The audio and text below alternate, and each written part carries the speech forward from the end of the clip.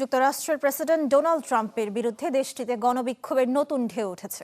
ইরানে মার্কিন আগ্রাসন, অভিবাসন দমন নীতি ও জীবনযাত্রার ব্যয় বৃদ্ধির প্রতিবাদে শনিবার সারা দেশে অনুষ্ঠিত হয়েছে নো কিংস র্যালি। বিক্ষোভে রাত ছড়িয়েছে ইউরোপ থেকে ইসরায়েল পর্যন্ত।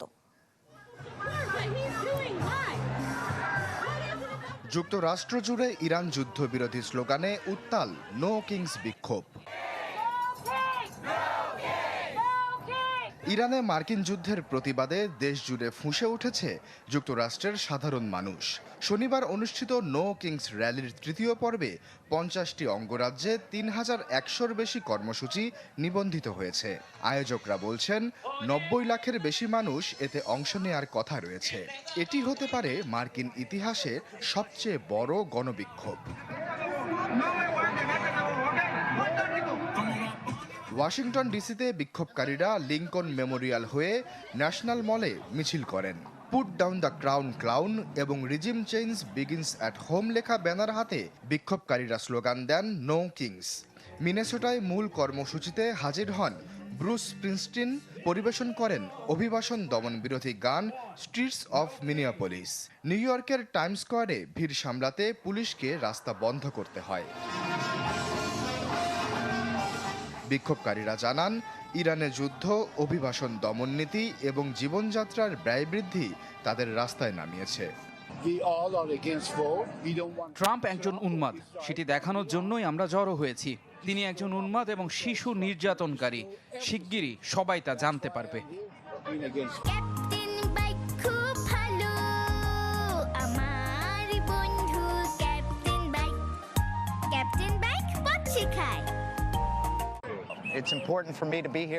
আমরা সবাই যুদ্ধের বিরুদ্ধে।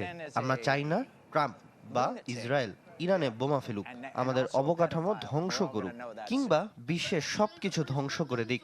যুদ্ধের বিরুদ্ধে আওয়াজ তুলতে আমি এখানে এসেছি।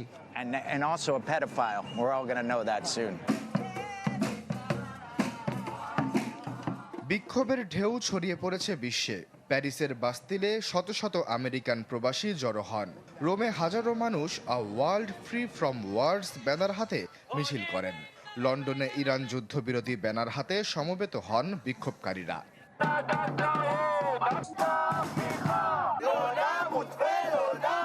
ইসরায়েলেও চলছে বিক্ষোভ। শনিবার তেল আবিব ও হাইফায় ইরান যুদ্ধবিরোধী বিক্ষোভে পুলিশ 21 জনকে গ্রেপ্তার করে। তেল আবিবের হাবিমা স্কোয়ারে বিক্ষোভকারীরা স্লোগান দেন, চিরস্থায়ী যুদ্ধ কোনো কৌশল নয়। ফেব্রুয়ারিতে যুদ্ধ শুরুর পর এটি ছিল সবচেয়ে বড় বিক্ষোভ। আশ্বাস চৌধুরী, চ্যানেল 24।